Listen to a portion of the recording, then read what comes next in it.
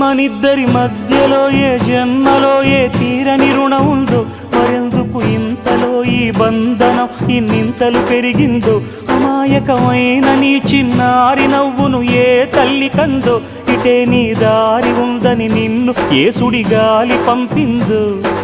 పాపం పుణ్యం దేవుడికెరుక, పేదకు దొరికిన బంగారు కణిక, పాలు వెన్నాలేవని అనక ప్రేమను తాగి పెరగవెసిలక. వలేసే పాడు లోకం కంటపడక ఉండు నాయనక, ఇలా నా గుండెలోనే గువ్వల కొలు ఉండిపోయింక. ఇటే పోస్తే ఎమున్నైనా నిలేస్తానే, మరింక ఏ కీడు నీ వంక రాలేదు.